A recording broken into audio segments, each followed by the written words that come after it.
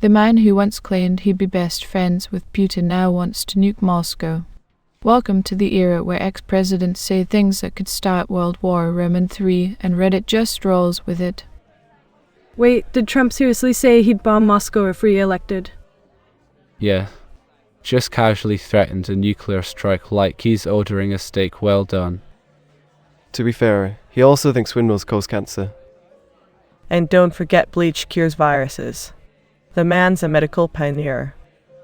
Moscow hasn't responded officially yet, but I imagine Putin just raised one eyebrow and went back to wrestling a bear. Or laughed so hard he fell off his golden toilet. Reddit's not even surprised anymore. It's like, oh, Trump said what to do. Cool anyway. I swear this is just a simulation test in all in its. Someone check if Elon Musk tweeted anything supportive. That's how you know it's real. Imagine being the translator at the Kremlin hearing that live. Mr. President, I believe the American former president is threatening to annihilate us. Honestly, Moscow is probably more worried about TikTok than Trump at this point. Unless Trump's planning to launch a nuke via Truth Social. Plot twist, it's just a bad translation, and he meant bomb Moscow with kindness. Or cheeseburgers. He meant cheeseburgers. Next week, Trump says he'll blow up the moon if NATO doesn't pay up. He's turning geopolitics into a Call of Duty campaign. Press X to launch diplomacy. Stay tuned, the nuclear button might be on a Big Mac box next. While Trump rants about nuking Moscow, the internet does what it does best: meme, mock, and spiral into absurdity. But beneath the jokes there's a slow, quiet dread. Remember when we were worried about his Twitter account? Good times. Now it's like, oh, he wants to start WA, haha class at Donnie. The man once said he'd get along great with Putin. Now he wants to glass Red Square. Maybe he thinks Russia's part of NATO now. That would require basic geography skills. So no. Imagine trying to explain this to a time traveler from 2015. So yeah, the ex-reality TV star wants to bomb Russia. And people are mostly making memes. Honestly, Reddit's way more prepared for apocalypse discourse than CNN. Yeah, but only if it comes with dank warjacks and nuclear tier shitposts. Trump is like a Simpsons character at this point. Just louder and less coherent. Next headline, Putin responds by challenging Trump to a shirtless arm wrestling match in Siberia. Winner gets to press the button. Loser writes a memoir. Called the art of the mushroom cloud. This isn't even satire anymore. It's just Tuesday.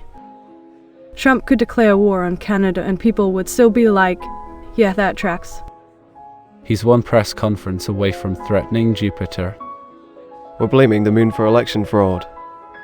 Lunar Dominion Interference Act 2025. Honestly, nothing surprises me anymore. That's the real horror.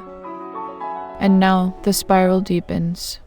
What began as one man's delusion grows into a digital echo chamber of panic, mockery, and prophetic doom-scrolling.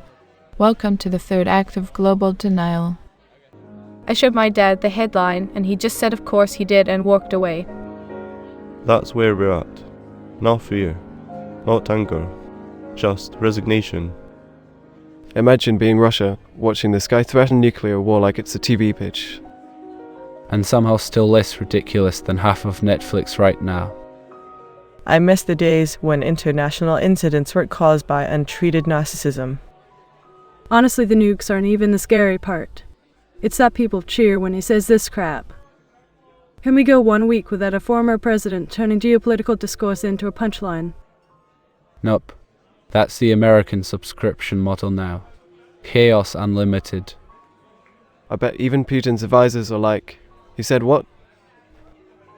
There's definitely a KGB intern somewhere just scrolling Reddit like, well, here we go again. We've entered the timeline where Twitter trolls have more strategic restraint than world leaders. If someone nukes someone else over a meme, I just want that on my tombstone. Fame. Died as he lived online and screaming into the void. We've memed ourselves into oblivion. And no one even noticed. Honestly, might be the most 2025 thing imaginable. Trump could say, let's nuke Paris for the vibes, and Fox would run a segment called Is He Right? Paris has had it too good for too long. I want to go live in the woods. No Wi-Fi. Just frogs and silence. Too late. Even the frogs are on TikTok now. And here we are, the end game.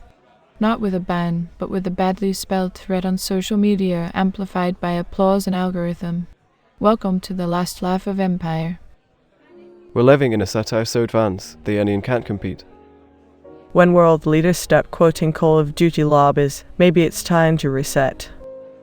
You joke, but the next summer's probably just a Fortnite dance-off. Imagine being an alien and tuning in to see how Earth handles diplomacy. They'd leave immediately. Too much cringe. Trump's going to end the world because someone mocked his golf swing. Nuclear winter brought to you by ego and expired cheeseburgers. If this is the season finale of humanity, the writers really went full nihilism. You'd think after COVID we'd chill out for a while. Nope. More boss battles. Honestly, I just want a president who doesn't treat nukes like confetti. At this point, I'd settle for one who can pronounce Moscow correctly. Ironic that the guy yelling about bombs couldn't find Ukraine on a map. It's giving drunk uncle at Thanksgiving vibes, but with global consequences. Reminder, this man had the nuclear codes. Let that sink in. Still does in some people's minds. That's the scarier part. I miss the Cold War. At least the propaganda had better graphics. Yeah, but now we get memes in real time while the missiles This fly. is an audio file from Final thought, archive.com. if we go, Go I to our hope it's site because to of download something the complete funnier. album in hi-fi Like slipping on a banana peel into the nuclear launch button.